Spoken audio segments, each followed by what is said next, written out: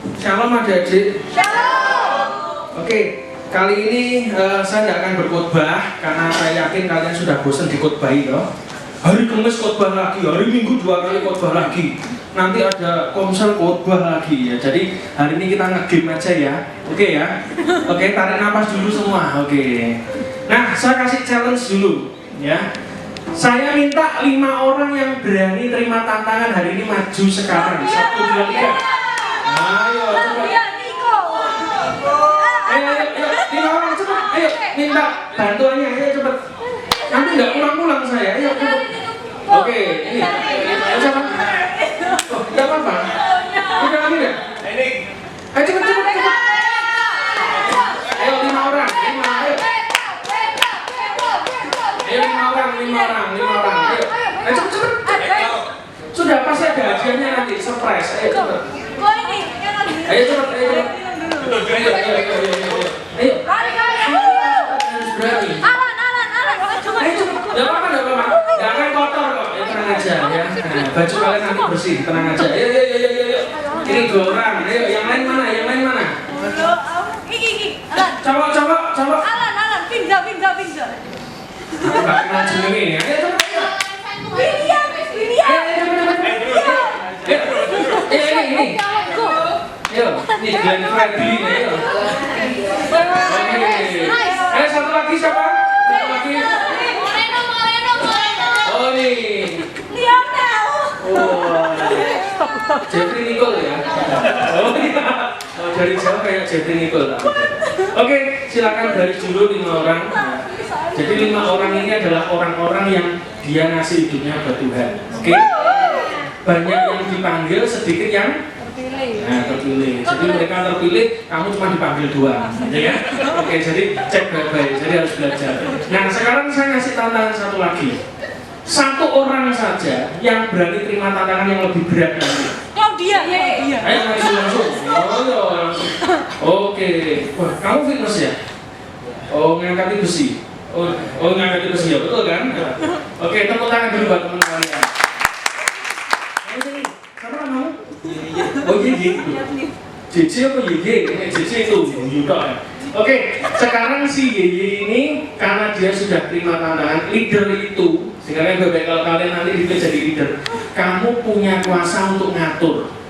Sekarang dari 4 orang ini kamu kasih mereka urutan tampil pertama, nomor 1 siapa, 2 siapa, 3 siapa, 4 siapa, ayo coba. Ayo, nomor 1 siapa yang harus tampil? Hah? Pasrah gitu? Oh enggak pasrah?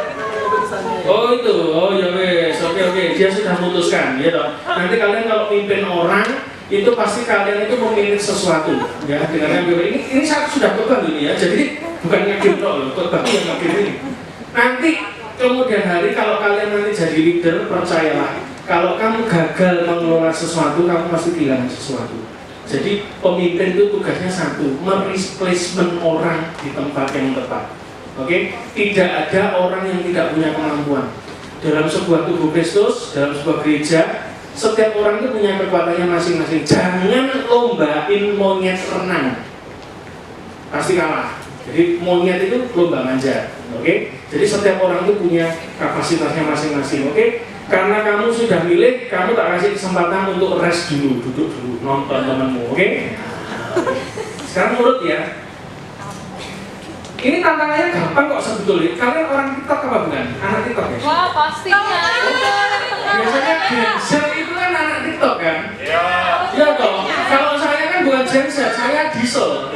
Itu milenial. Oke. Oh yang milenial ya sudah terserah apa ya. Oke. Ada mic 1 lagi? Banyak. Oh banyak. Minta mic-nya 1. Oke. Bunyi ya. Tes 1 miliar. Oke. Ya, siap ya. Nah, tantangannya gampang kok sebetulnya. Kasih kata-kata hari ini. Nah, ini ada. Pernah dengar ada yang nyurutin apa enggak? Ada ya? Kasih gosip hari ini. Ayo, kata-kata hari ini. Nah, sudah sebutkan aja. Yang lucu-lucu pokoknya. Gampang kok tantangan. Kalau nggak ketawa ulang ya. Ya kalau nggak lucu ulang. Nanti kasar. Berapa ya? Ayo cepet. Sembarang. Aduh, jadi kok aku apa sih? Ayo. Kok aku boleh nggak bisa? Hah? Diskup? Ayo cepet terserah. Ayo. Nggak harus rohani loh ya. Nggak harus rohani, nggak apa-apa. Oh, kok harus rohani ngapain? Ayo cepet. Ayo. Ojo gue kan mas. Ayo cepet yuk. Bukan dokumentasi ya.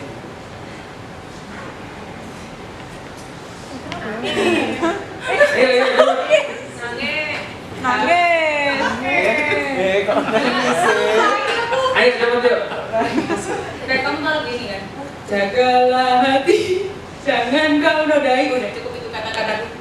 Oh ya wes oke lah ya. Nanti nangis oke. Yang kedua. Ayo. Pas seperti ini ya. Nggak dengar? Belum. Oh belum loh. Oh itu barusan. Cuma sudah ketawa. Ya. Paham. Ya. Apa itu? Ayo kata-kata hari ini. Kamu pernah lihat AI apa enggak sih? Ya, nenek-nenek itu loh. Hari ini. My is the best. Yay. Kenapa ya? TikTok kok beda ya? Oh, kalian TikToknya apa ya? Oke, nggak apa-apa deh. Ayo yang ketiga. Oh, ngapain? Ayo. Ayo Kevin. Kalau kamu tidak perlu saudara berguna, jadilah ini tidak bermanfaat. Oh, Kalasking.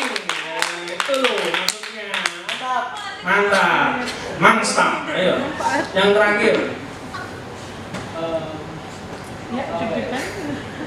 Yang inget aja, enggak apa-apa. Enggak harus rohani, enggak perlu pakai ayat. Ayo. Siang-siang ngerasa lapar. Iya makan guys. Oh, ya.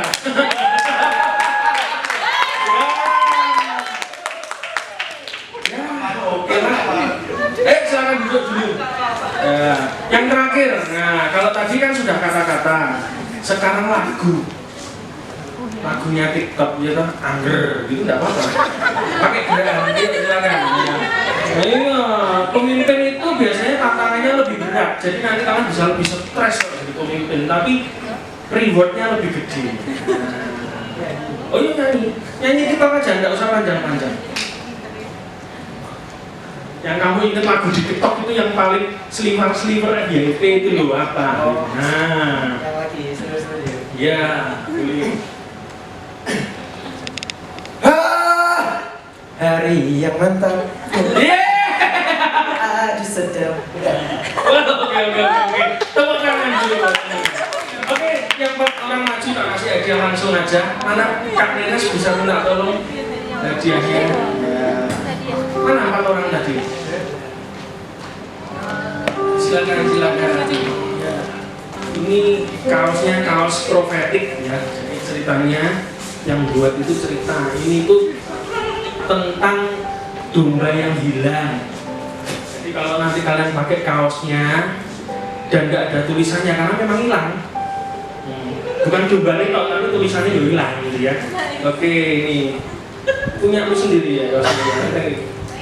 Iya toh? Betul nggak? Hah? XL? Nanti ditukar sama JJ aja. Oke, thank you. Kok salaman kayak lomba 17-an ya? Oke.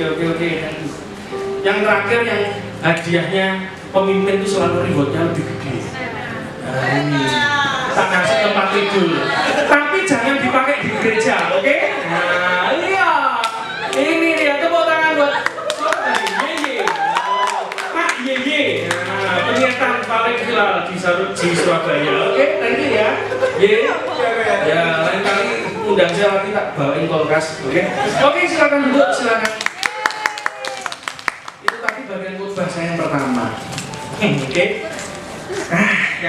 Jadi kalau saya firman di YouTube itu nano-nano, ada happy-happynya, ada joget-jogetnya, ada hadiahnya, dan ada nangis-nangisnya. Oke? Nah sekarang kita bagian ke nangis-nangis. Oke? Kalian percaya nggak bahwa Tuhan itu Maha tahu? Amin. Tuhan itu tahu segalanya tentang kita. Dan satu hal ketika tadi saya kesini, saya tanya Konenes yang hadir berapa, sekian. Lalu saya tanya lagi, ini nanti acaranya PAW-nya berapa? 30 menit, kok cepet banget. Biasanya Yud itu kan suka yang lama-lama present worship-nya gitu. Tapi ketika tadi saya kesini, saya lihat tuh bangkunya kok dikit. Saya mau cerita dikit. Di sini siapa yang pengurus Yud angkat tangan? Yang jadi pengurus Yud angkat tangan? Jadi kok Loh, anak pengurusnya enggak kok? Anak, ayo angkat tangan. Aduh, kalian itu kalau nanti di dunia kerja nggak satset, waduh ketinggalan kalian. Ayo siapa yang pengurus? Berdiri aja dah. Nah, berdiri dulu. Oke, 1, 2 yang di belakang itu pengurus semua ya? Bukan? Di sini tuh sistemnya apa sih kok? Nggak jelas saya. Pengurus juga kan? Oh ya wes, oke, silakan duduk. Jadi waktu tadi saya datang ke sini, saya dapat sedikit message gitu tentang tempat ini. Iya ya. Saya bilang sama Konenes, "Duh, kok kursinya dikasih sedikit?" Konenes bilang, "Yang datang soalnya sedikit." Saya bilang, "Salah. Kalau yang datang sedikit, imannya yang diperbesar. Dan kalau imannya diperbesar, kursinya diperbanyak, bukan ditambahin sedikit." Ngerti tidak? Saya mau cerita, saya bikin persekutuan doa di Caruban. Yang datang dulu sedikit cuma 20-30. Lalu tiba-tiba Tuhan bilang, kalau kamu pengen lebih banyak yang datang, mana wadahnya? Oh iya juga, wadahnya mana ya? Lalu tiba-tiba saya bilang, harusnya beli kursi. Karena waktu itu aku gak punya uang. Aku doa sama Tuhan, Tuhan minta kursi dong. Deklarasi dulu dong. Apa itu? Deklarasi iman. Bilang wadah yang besar. Oke, kasih tahu kanan kiri, wadahnya harus besar. Dan waktu itu yang saya lakukan adalah saya masih ingat di panggung tempat kita khotbah itu. Nah ini tempat kita kan nggak ada LED kan. Saya pasang banner gede, saya tulisi wadah yang besar, saya deklarasi. Dan akhirnya yang terjadi kemudian tiba-tiba, nah ini ada seseorang Katolik ngubungi saya. Ini masalahnya. Jadi salahnya dia ngubungi saya, gitu. Dan salahnya dia yang kedua adalah dia tanya saya, kamu butuh apa? Nah, ini lebih salah lagi. Betul kan? Nah, saya jawab, butuh kursi. Berapa? 300. Yakin? Jemaatnya berapa? 30. Oh, perpuluhan berarti. Dari 300, jemaatnya 30, minta kursinya 300, berarti kan perpuluhan kan? Tapi dikirim. Jadi tempat kita sekarang tuh kursinya banyak gitu. Jadi ternyata Tuhan itu caranya begitu. Kalau kamu pengen jemaatmu kembali ke jumlah yang lebih besar, imannya jangan diperkecil. Mulai besok, minggu depan kursinya diperbanyak. Gak boleh dipersedikit. Ngapain? Semakin sedikit nanti coba ceklah. Kursinya tadi kan 1 sak. Coba minggu depan kasih aja cuma 2 sisi kanan kiri. Nanti lama-lama yang terisi ya cuma 2 ini toh. Gak bisa. Prinsipnya Tuhan itu satu, bejana kosong. Semakin banyak bejana yang kalian sediakan buat Tuhan, pasti diisinya lebih banyak. Itu yang dipenuhi Tuhan. Sifatnya Tuhan itu memenuhi sesuatu yang kosong. Makanya kalau kalian datang ke sini, milikilah hati yang apa adanya sama Tuhan, gitu. Kosong, nanti pasti diisi sama Tuhan. Sama dengan iman. Imanmu berapa yang mau datang? Dulu katanya banyak, ya toh? Sekarang tambah sedikit Pak, karena alasannya apa? Ya alasannya ada yang kerja lah, ada yang keluar kota lah. Itu kan cuma alasan. Coba di kampus Ubaya, kampus Petra, itu kan jiwa-jiwa semua, betul nggak? Yang kuliah kan di WM yang paling dekat, saya kuliah di WM dulu. Itu kan juga sama, kan banyak orang juga. Jadi alasannya nggak pas, gitu. Jadi belajarlah untuk kalian punya kapasitas iman yang besar. Oke? Yang kedua, kalian percaya nggak bahwa Tuhan itu masih bicara sampai hari ini? Dan kalian percaya nggak bahwa Tuhan itu sayang sama kalian? Betul? Loh, kok gak yakin? Ini aku nggak kuliah ya, jadi nggak usah tunduk-tunduk ya, nggak akan tak tunjuk, tenang aja, gamenya sudah selesai. Kalian percaya nggak kalau Tuhan masih bisa ngomong sama kita? Betul? Masih percaya? Siapa di sini yang kuliah? Angkat tangan. Soalnya sudah nggak kuliah ya. Oh, kuliah online nggak kehitung. Ya udah nggak usah. Yang masih kuliah fisiknya ke bangku kuliah siapa? Angkat tangan. Moreno, angkat tangan Moreno. Oke. Berapa orang tadi? 1. Kuliah atau sekolah? Kalau sekolah banyak ya. Yang sekolah ada? 1, 2, 3. Oh banyak. Nah coba ini JJ, sini JJ. Kok JJ siapa? Namanya siapa tadi? Pipin. BB. Oh BB, oke. BB contoh maju. Ayo sini BB, sini BB. BB kuliah di mana? Nama aku sama sih tidak, sorry. Masuk BB sih. Namanya siapa? Ini pakai mic aja. Rebecca apa Miu? Kalau saya Rebecca. Siapa? Rebecca. Oh Rebecca. Oke, panggilannya? BB. Oh gitu ya. BB Angsa di Kuali. Oke. Kuliah di mana? WM. Loh, sama? Aku ya WM. Oke. Oh berarti cocoknya. Gini sekarang kalian dengerin. Aku sedang ngomong sama dia. Kamu harus menangkap bahwa kayak Tuhan tuh ngomong sama dia. Oke? Siap ya? Jadi imagine bahwa setiap orang itu punya caranya masing-masing untuk dengar suara Tuhan. Betul? Jadi kita nggak bisa ngomong, oh dengar suara Tuhan itu harus dari telinga kayak pengusaha. Nggak harus. Ada beberapa orang itu yang tiba-tiba bisa lihat, bisa macam-macam. Tapi percaya bahwa Tuhan tetap bicara sama kita. Tapi kadang kita ini nggak mau dengar. Atau bahasa Jermannya dablek. Jadi akhirnya hidup kita kan nabrak-nabrak dong. Nah ini contoh kayak siapa tadi? Rebecca lah. Masuk BB terus ya. Oke, Rebecca, contoh. Nah ini kan dia kan kuliah. Aku punya satu story yang aku mau cerita sama kamu. Tuhan itu biasanya gitu. Jadi kalau Tuhan itu kadang kalau sama aku tuh nggak langsung ngomong itu enggak, tapi cerita dulu. Ya, biasanya kan Tuhan kayak bapak kita, kayak papa kita. Dia cerita dulu baru dia ngomong. Nah, aku mau cerita buat kamu gini. Ini cerita ini sudah aku tangkap waktu Konenes hubungi aku. Tiba-tiba cerita ini muncul. Dulu aku itu SD, SMP, SMA itu goblok. Nggak yakin loh, aku goblok. Ya, jangan dia ini ya. Itu dulu. SD, SMP, SMA itu aku bodoh banget. Aku itu kalau istilahnya ulangan atau ujian, kalau nggak nyontoh, nilaiku mesti nang ke bawah. Ya toh? Tapi kalau nyontoh, ya maksimal 7 lah. Atau dapat bonus 8. Ya itu. Jadi nggak pinter-pinter amat. Jadi koflok.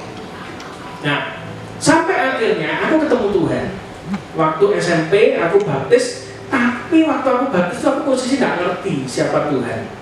Karena aku dibaptis cuma dipaksa kakakku yang pendeta. Ayo kamu baptis, nanti kamu mati besok nggak masuk surga, masuk neraka. Aku takut. Aduh, nanti masuk neraka ya sudah baptis aja dah. Akhirnya aku baptis SMP. Tapi aku ketemu Tuhan pertama kali itu SMA, dan itu merubah semua. Oke? Merubah semua cara pikirku, mulai waktu pintar. Gitu. Tapi yang sama tetap satu, aku tidak bisa nyanyi, ya toh? Suaraku tidak terlalu bagus. Ini dari mana yang baju hitam? Kamu dari Brasil? Oh bukan? Nah, dari mana? Korea, oh gitu. Enggak, aku ini lagi narik iman kalian gitu loh. Setiap aku ngomong tuh narik iman kalian. Percayalah nanti akan banyak bangsa-bangsa tuh merah, kuning, hijau akan kumpul di sini, amin? Oh, iya dong, harus gitu, ditarik imannya. Terus aku lanjutin. Terus waktu aku kuliah di WM, untuk pertama kali, aku tuh nggak ngerti kuliah itu seperti apa, gitu. Karena yang aku takutkan cuma satu, waduh, aku naik kuliah itu masih goblok. Kenapa? SD, SMP, SMA itu kalau nggak nyontoh aku nggak iso. Waktu kuliah, teman-temanku karena mereka kaya-kaya, ke Petra semua. Aku masuk WM waktu itu karena apa? Pengen kuliah di Surabaya, swasta, yang paling murah. Makanya aku masuk WM, dan aku nggak punya teman. Karena temanku paling banyak itu di Petra, gitu. Yang biasa tak contohin itu di Petra semua, gila nggak? Jadi aku nggak punya teman yang tak contohin waktu di WM. Tapi tiba-tiba waktu di kos, Tuhan ngomong satu hal, kamu pasti bisa. Dulu kamu ngomong kamu bodoh itu dulu, yang lama sudah berlalu. Sekarang coba jalan pakai cara itu. Nah, ternyata Beka, waktu aku kuliah, kaget. Semester pertama, aku tuh IP ku 3,66. Wih, lah temanku yang di Petra yang pinter-pinter 2,8. Paling mentok 3,3. Mereka mereka bingung. Yang merubah aku itu apa? Kok bisa sampai 3,6 mendekati 4? Jadi itu heran, aku pun juga heran gitu. Loh, kok bisa ya gitu. Betul kan? Nah, cerita yang tak simpen waktu Cornelis ngomong aku harus ngisi youth, itu tak simpen untuk siapa ya? Dan kemungkinan cerita ini persis sama kamu, benar nggak? Kamu kuliah ternyata kamu pikir nggak bisa, gitu. Dia mikir kuliah kamu semester berapa sih? 5. Pertama kali masuk kuliah dia pasti mikir nilainya mana? 3 koma ke bawah mungkin, 2 koma. Tapi nyatanya kan nilainya bagus nggak? 3 ke atas lah, nggak? Loh, bener kan? Tepuk tangan buat Tuhan. 3 koma, ternyata nggak bisa. Terus yang kedua, Tuhan bicara sama kamu ini. Ada beberapa doa yang kamu naikkan sama Tuhan itu belum kejawab. Aku nggak ngerti apa. Ya toh? Kamu tuh doa minta sesuatu yang sampai hari ini Tuhan belum jawabkan. Tapi yang aku dengar, setiap doamu itu numpuk di desnya Tuhan, di mejanya Tuhan.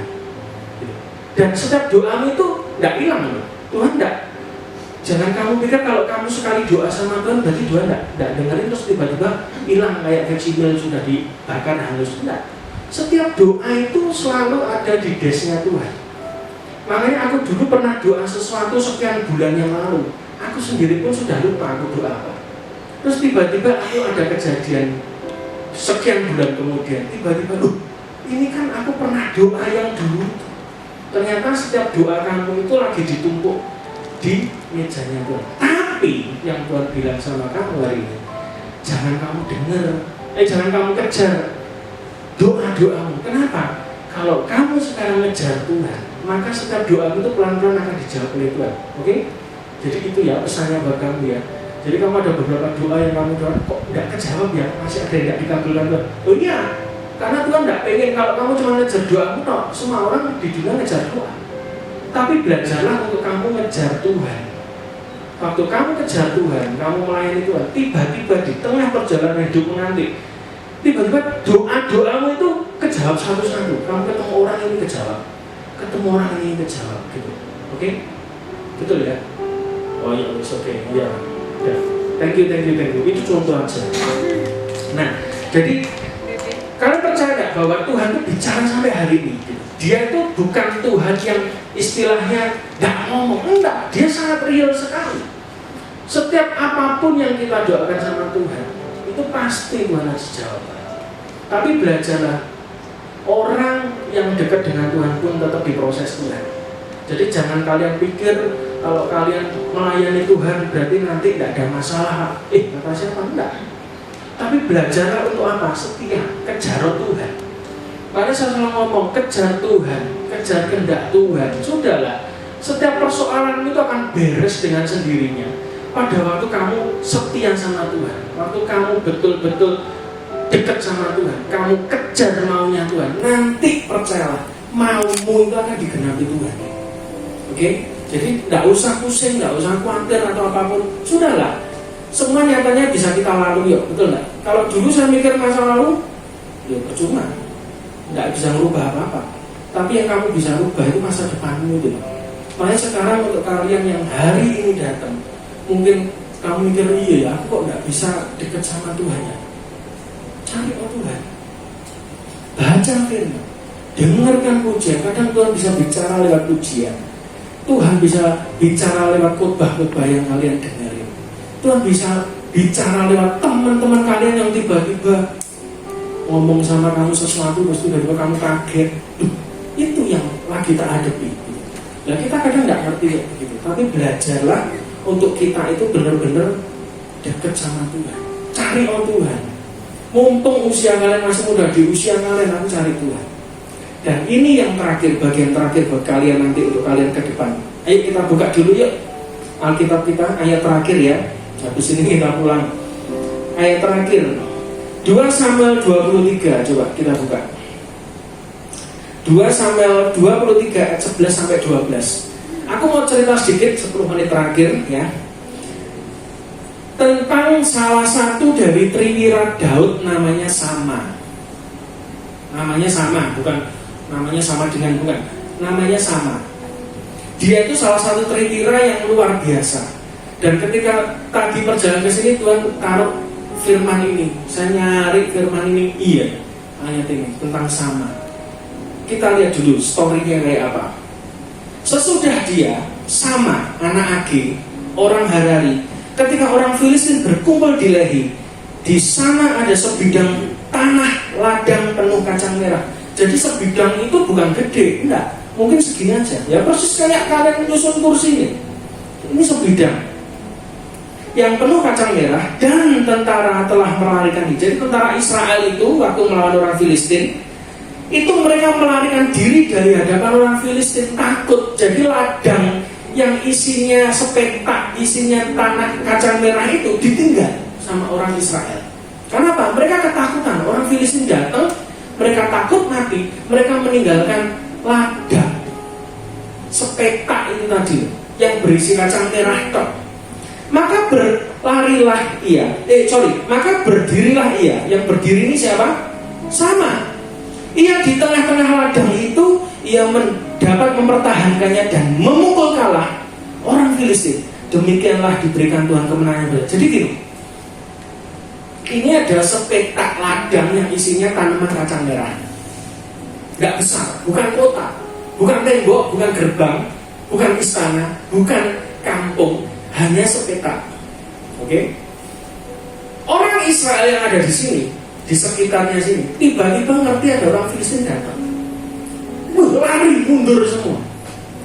Tapi salah satu trindiranya Daud, 3 orang, ini diceritakan yang salah satu, namanya Sama.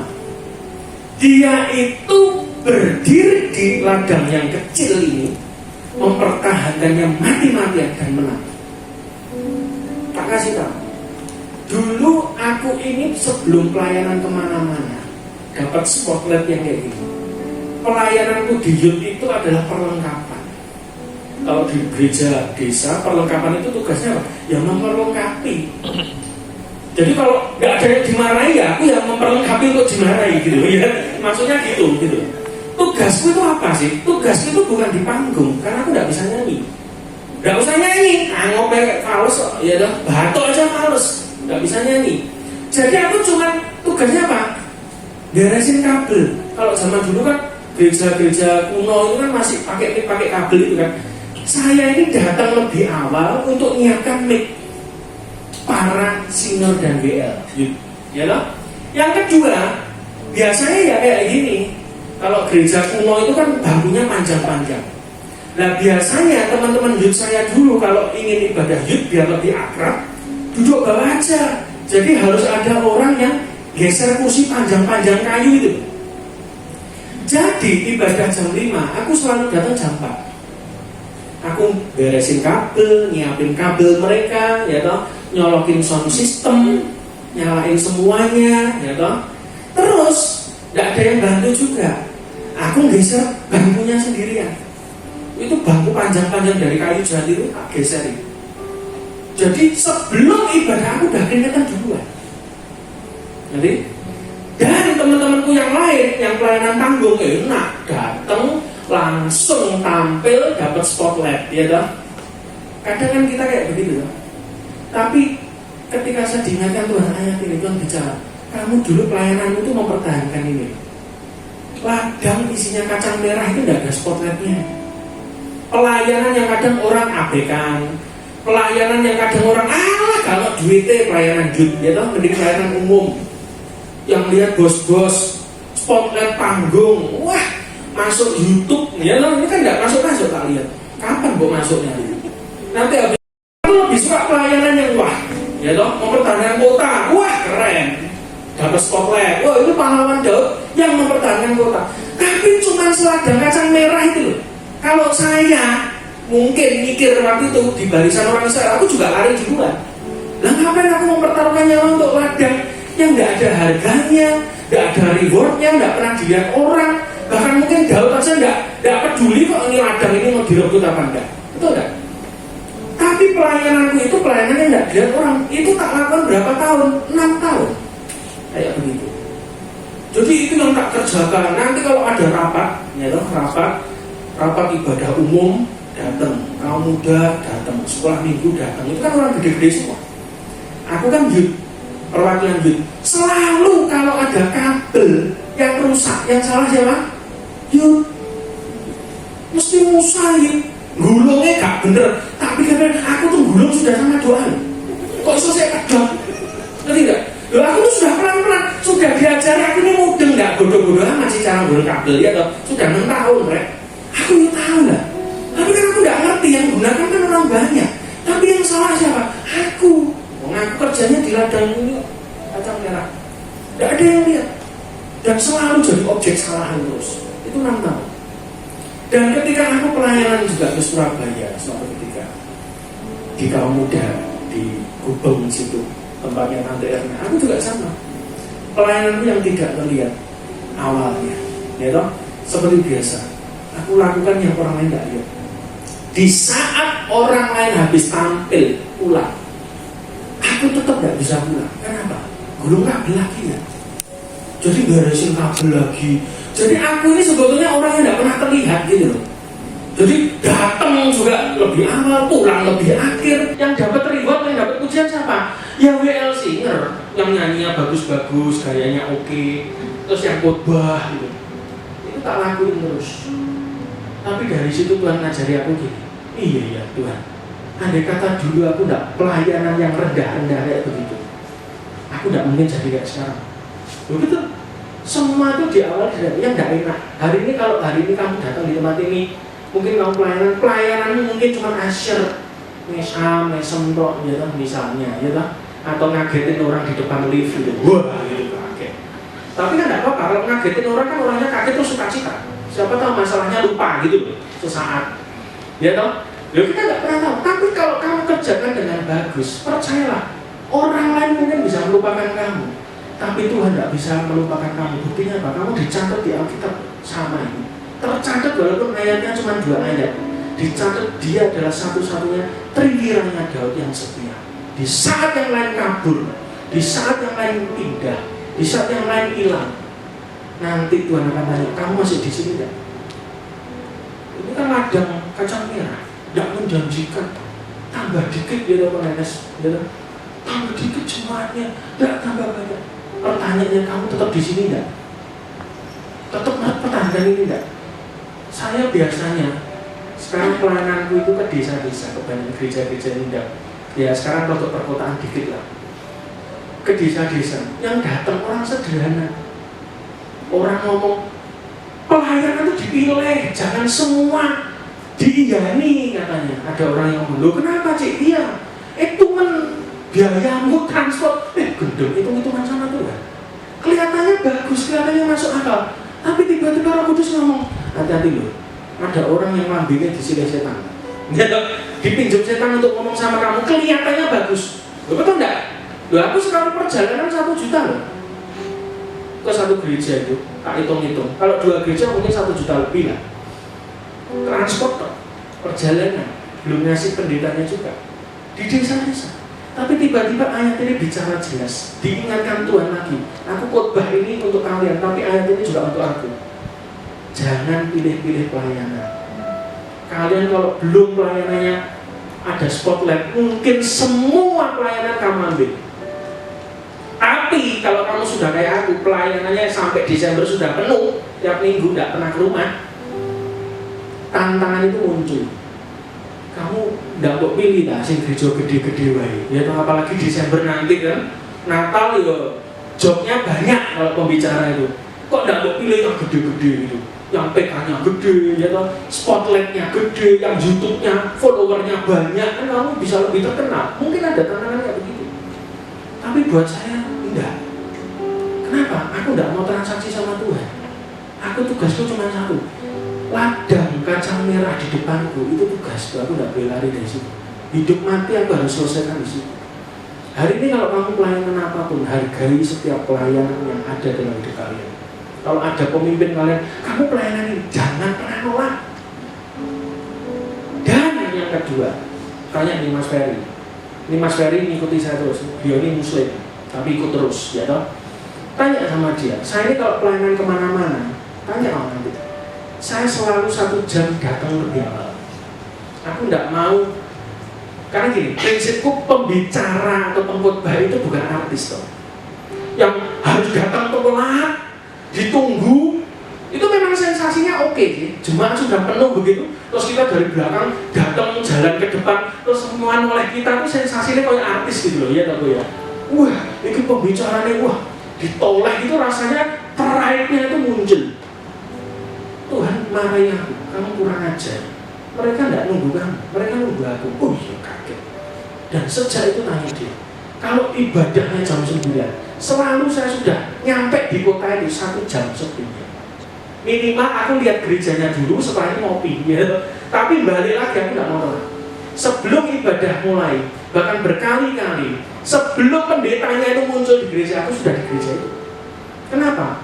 Prinsipku satu, kalau kamu minta ditolong Tuhan cepat, kenapa kamu ibadah lambat? Suka terlambat, mumpung masih muda. Aku tidak mau, aku sudah pelayanan, tapi aku tidak mau terlambat. Kenapa? Kalau aku minta ditolong Tuhan cepat, aku datangnya harus lebih awal. Bahkan yang punya gereja pun belum nongol, kita tuh sudah nongol. Tanya ke Mas Ferry. Iya, tak dulu gerejanya saya kosong banget gitu. Ya sudah, kita ngopi dulu, ngopi balik lagi, saya belum ada lagi. Ya sudah, tidak apa-apa, ada jemaat mbah-mbah 1, 2, 3. Ya sudah, kita datang. Prinsipku satu, aku bukan artis yang ditunggu. Ingat ya, kalian nanti kalau dunia pelayanan, terutama tempatmu mewah kayak begini ya toh, spotlightnya kayak begitu ya toh, apalagi yang datang orangnya wah, suge-suge kayak nenes ini ya toh. Ingat omongan saya hari ini, jangan beda-bedakan pelayanan. Waktu kamu bedakan pelayanan, berarti kamu meninggalkan ladang yang dipercayakan Tuhan. Memang pelayanan tidak enak kok, tidak terlihat itu tidak enak memang. Saya pun juga mengalami 6 tahun loh. Saya ini kayak di push Tuhan tidak boleh muncul. Kenapa? Ya karena waktunya Tuhan. Kadang Tuhan tuh melatih kamu untuk hal yang setiap hari ini. Kalau saya lihat beberapa kali itu ada yang mengalami proses, stres, segala macam tentang hidupmu. Sudahlah, jangan lari dari panggilan Tuhan. Belajarlah untuk kalian tetap setia di situ. Tetap setia di situ, nggak usah kemana-mana. Kalau Tuhan tempatkan kamu di situ, setialah di situ. Pelayanan apapun, kalau nah ini aku ngomong juga di tempatku itu, beberapa nabi ngomong tempatku itu tanda kutip yang khotbah di tempatku nanti di Caruban itu yang untung yang khotbah. Ada beberapa orang yang ya punya kenabian, dia bilang tempat ini tuh ada harta tersembunyi kayak ambang. Orang yang khotbah di sini itu malah dapat sesuatu. Oh ya, amin. Dan kemarin ada seorang nabi perempuan datang. Aku tuh kok lihat kamu kayak Samuel. Tuh, apa sih? Kamu tuh akan mengurapi raja dan nabi. Amin. Amin. Ayo, jadi ketemu nabi itu ya dong, harus mau. Ya dong. Loh kenapa? Aku tugas mengurapi orang-orang kayak begitu. Ketemu bangsa, ketemu macam-macam ya itulah. Tapi bukan saya, sebagai Tuhan. Kalau tanpa Tuhan pun ngapain sih kamu doain orang juga tidak pernah kamu meleset terus kok, ya betul nggak?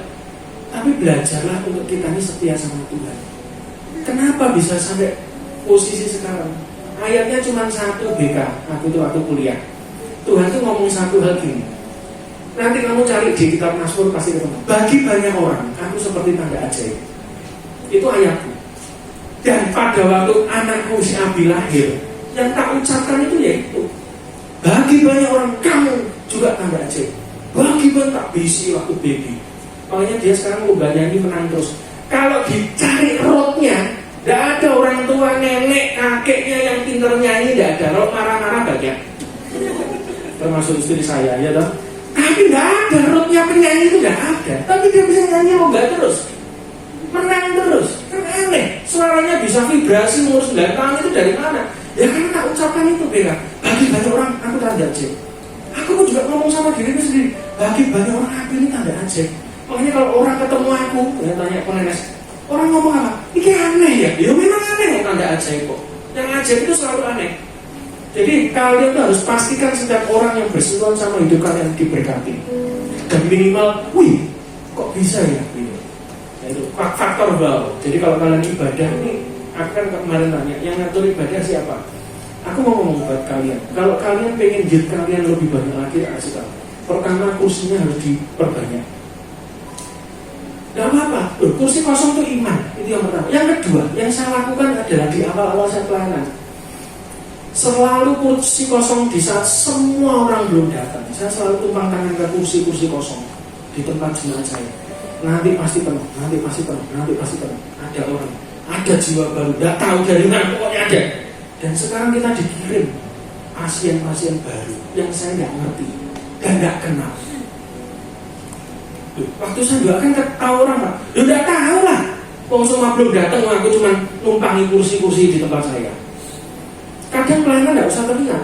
Aku pelayanan di ladang kacang merah yang nggak berguna, bagi orang kan nggak penting juga. Tapi bagi Tuhan dilihat.